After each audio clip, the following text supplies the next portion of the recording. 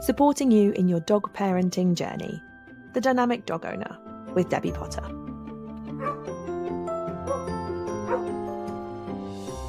Hello and welcome to this week's episode of The Dynamic Dog Owner, the podcast designed to support you in your dog parenting journey. Today we're going to be talking about a very, very important topic, sniffing. Sniffing is possibly an annoying behaviour. I don't know, if you've been out on a walk and your dog does nothing but sniff and stands sniffing while you're in a hurry, you may see it as being incredibly annoying. But sniffing is possibly one of the most important things your dog can do. It is so important for your dog to use their nose. It is the most natural thing for them to do. Obviously, before we domesticated them, they would have spent a lot of their time sniffing and tracking and following scents, and they use it for communication. It is so important. But I think we underestimate quite how important their nose really is, if that makes sense, and how powerful it is. It's almost like their secret superpower. We know that, we've always been told dogs' sense of smell is the most important and their strongest smell. But what do they actually get from it? Why do they need to use it? So, generally speaking, around 40% of a dog's brain is dedicated to the sense of smell. So when they are sniffing or using their brain, they're going to be using 40% of their brain. So it's not only that it is a information gatherer, it's also mental stimulation. And now we have to tailor everything to our domesticated dogs who live in our homes, who maybe don't get the opportunity to sniff and enjoy sniffing as much as their ancestors would have. Even like 100 years ago, dogs would have spent a lot more time outside than they do now. And obviously then we ask ourselves the question, why are dogs bored? Why are they chewing stuff up? Because sometimes they are simply bored because they haven't sniffed enough. And when we take them for walks, we often think about the quality of a walk as to how far they have walked rather than what they have done on a walk. So it's not about how quickly you go or how far you go. A good walk should be measured in how many sniffs they get. Do they get to sniff to their full potential and sniff as much as they possibly can? Sniffing is obviously, as we said, they can use it for information. It uses a lot of their brain. They can pick out so much information, but it also is so powerful in their mental well-being, because when dogs are sniffing, it creates positive emotions and associations and creates a really good feel-good factor. And it's been linked to increasing optimism. It's just such an important thing for you and your dog to do together. We often see it as a problem because, as I said, they always want to sniff everything. And we go, come on, you've sniffed it. But think of them sniffing the lamppost or a tree as you walk past. That's like them reading the newspaper, or in modern terms, it's like them being on social media, downloading all the important information. It's so much more than that. We often find it an annoyance when they're on the lead because they want to pull to all the sniffs. And equally, we can find it a sort of hindrance when we are learning recall, because they would prefer to sniff rather than come back to us. So I understand it can be seen as a negative, but it can also be utilised and used to increase your dog's happiness and get their best life. So we're going to look at a couple of ways today of how you can simply use your dog's nose to give them all of this important, interesting information and to exercise their brain, because we all know dogs need physical exercise. We all know that. Take your dog for a walk. But they need a healthy balance between physical exercise and mental exercise to have a happy life, a content dog. The more mental exercise they get, the more content and happy they're going to be, and therefore the more enjoyable your life together is going to be. So mental stimulation that comes from the sniffing means that because they're using that 40% of their brain, they are exercising, they're triggering all their olfactory sniffing system, and it has all these feel-good factors and positives. It's a combination of the physical that they obviously need, and the mental, that is a game changer. If a dog only gets physical exercise and doesn't get enough mental exercise, then we obviously have an imbalance. So we're looking for a balance between the two. And we often think of, obviously, sniffing as being the stuff you can only do outside. And yeah, absolutely. But there are so many other ways you can use it. So, and this is important depending on, it's not just a particular age of dog. All dogs smell. It's their first sense that develops. So they are born being able to smell. And equally, when they are older, it is their last sense to weaken. We often hear of dogs losing their hearing and losing their eyesight, but they never lose the ability to sniff, or very rarely. Their sense of smell is always there, and they can still always use it. So there is no sort of age that dogs grow out of sniffing. They will always enjoy a sniff. And it's brilliant for all dogs. So young dogs, the more they sniff, the more they're learning about their world, the more they're learning to be calm. If your dog is boisterous and a bit bouncy, sniffing can help relax them. And obviously when your dog is older and they can't do much physical exercise, sniffing can help them to have an outlet and get their brain still working, to avoid their brain breaking down, quite simply. So a few things you can simply do at home. One is to take them on a sniffy walk, or a mooch, you may call it. We like to call it a mooch. And for me, this is a walk where I have no purpose. I don't care where we go. Your nose is telling us where we're going to go today. So I tend to go somewhere, either like a secure dog field where loads of other dogs have been, so there's loads of good smells, and just let them go where they want to go and sniff as much as they wish to in that time. Or I will take my dog somewhere like a woodland, clip a long line on, and we just go wherever their nose leads them. Sometimes we'll go a long distance. Sometimes we may only go 5 minutes from the car, and they are ages, but I give no instruction. So their nose simply tells us where we're going, and how long we're going to be at each spot, and what route we're taking. It is completely their nose that is in charge of the walk. And the benefit of that is it only has to be 5 or 10 minutes, and your dog is going to be shattered.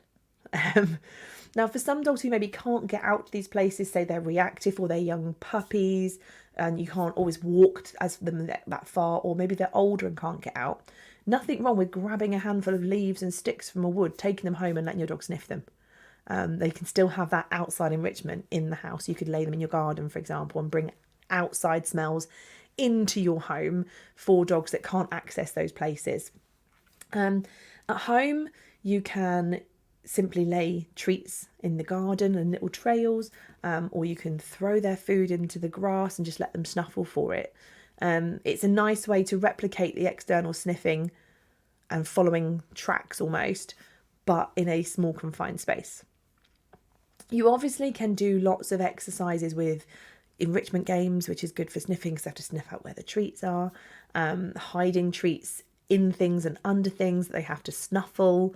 Those are really good natural ways to give an outlet for sniffing.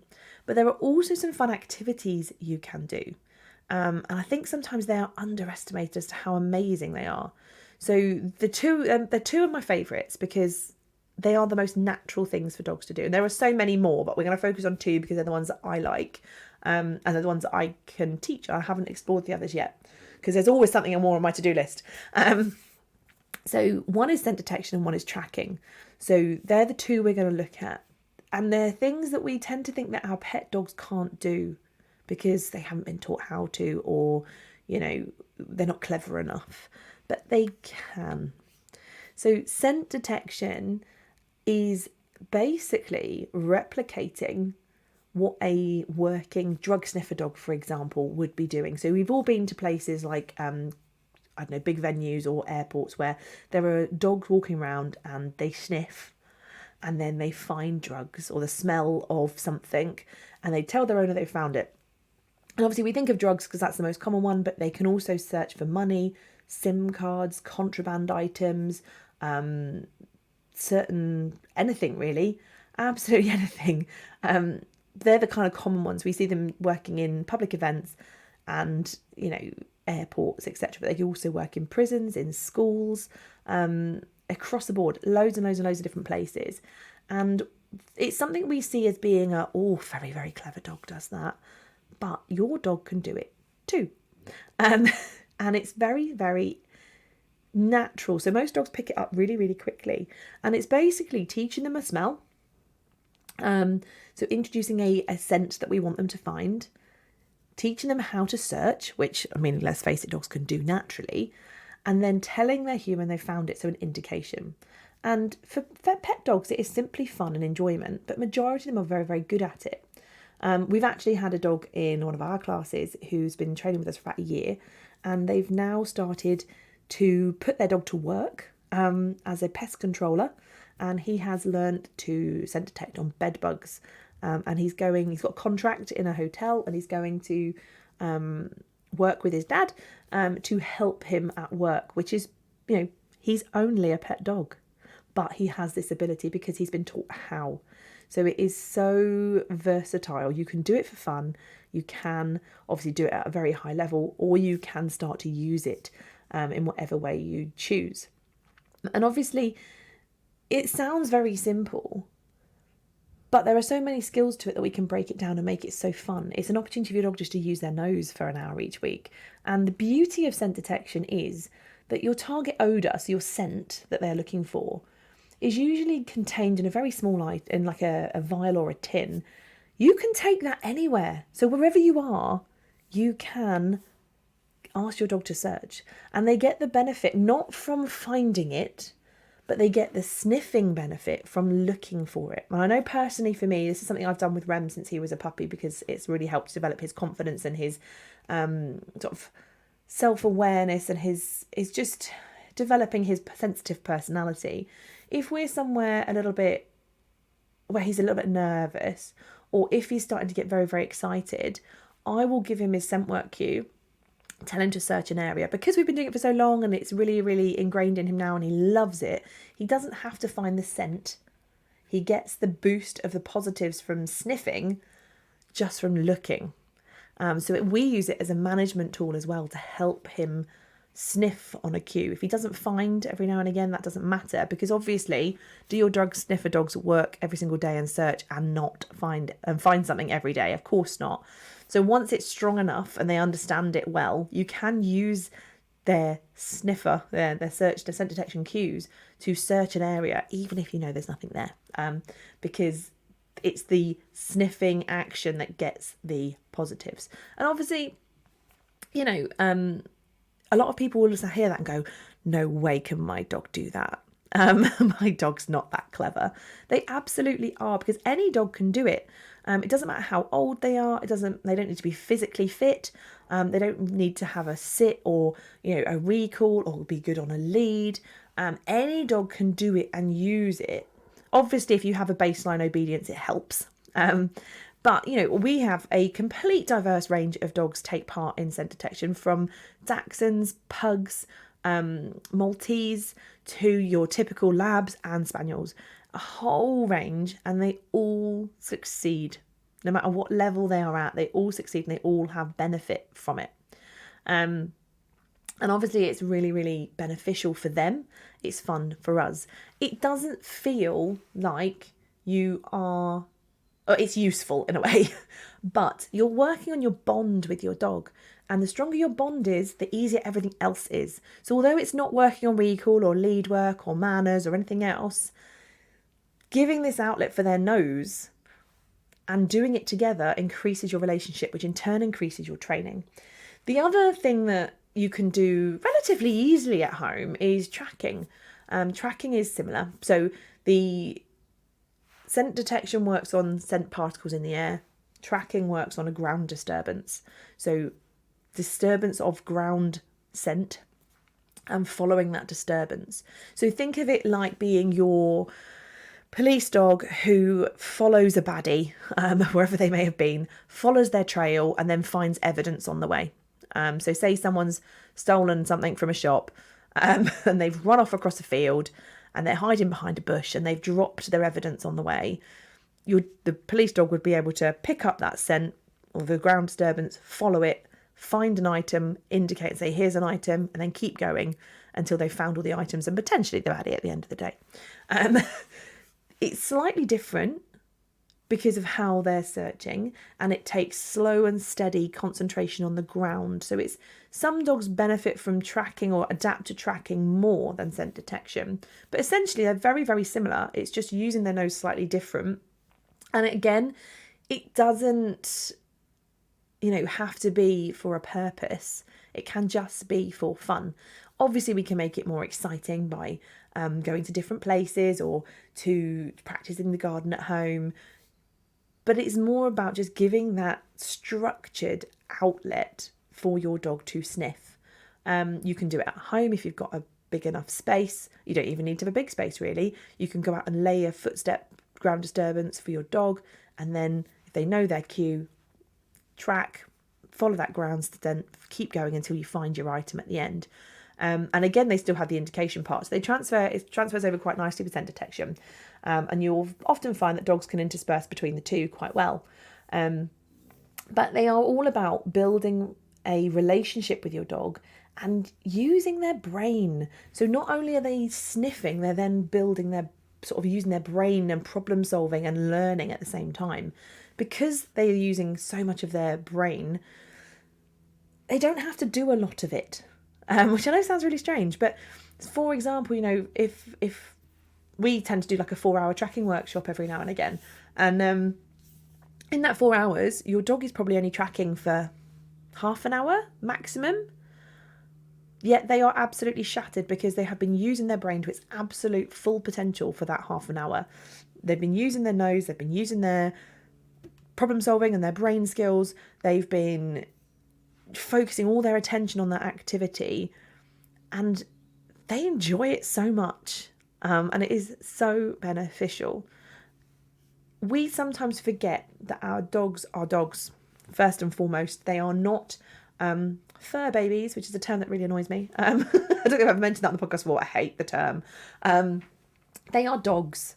Yes, they are our we treat them as part of our family, and I treat mine as if they are my family, and treat them as if with the respect they deserve, and love them to pieces. But I do also have a very sort of awareness. They are a dog. They are not a child. They are not a human. They do not want and need for the same things that humans do. They need what dogs need, and it's only fair that I let them be a dog. So my dogs don't compete in sports. They don't, they're not perfect by any means, but they have plenty of opportunity to be a dog. And that to me is most important. And for me, sniff a dog, so scent detection, anything to do with sniffing. So scent detection, tracking are the activities and the disciplines, the dog sports that we can take part in that A, are really fun for me, but B, are most natural for my dogs to get the benefit from it. And I say, I've done it with all of them. They all are at differing levels. My working breed, Lab Rem, is like, it's his favourite thing in the world. He loves it. He's naturally very good at it. I love seeing his skills develop. I love the teamwork element. And it's helped him grow as a person, or grow as a dog, should I say. It's helped him to grow in himself, self-confidence, self-awareness, manage his emotions. And it is lovely to enjoy that sport.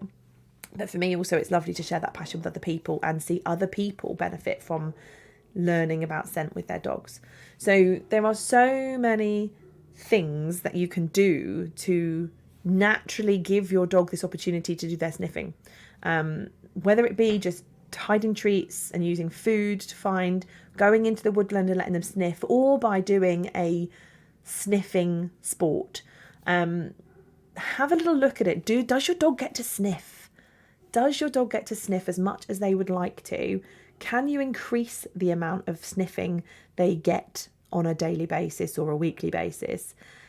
Because it's going to make their life so much happier, and therefore in turn your life a little bit easier as well. And it's something, again, I think we really underestimate. And a lot of people say to me, oh, well, if I do tracking, the dog's going to pull to following their scent really, really quickly. I don't want them to do that on a walk.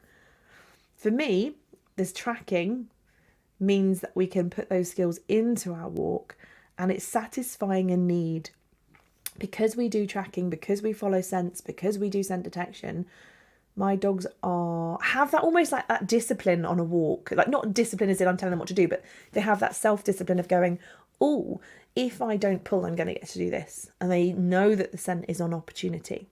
So yeah, the benefits of scent detection are completely, or scent, not scent detection, but the benefits of scent sniffing, using their nose, your dog sniffing, are completely underrated. Does your dog get to sniff as much as you would like them to? If not, introduce a sniffy walk. How about trying a sniffing activity with them? It may not seem like it's beneficial in terms of behaviour, but I promise you it will be a game changer.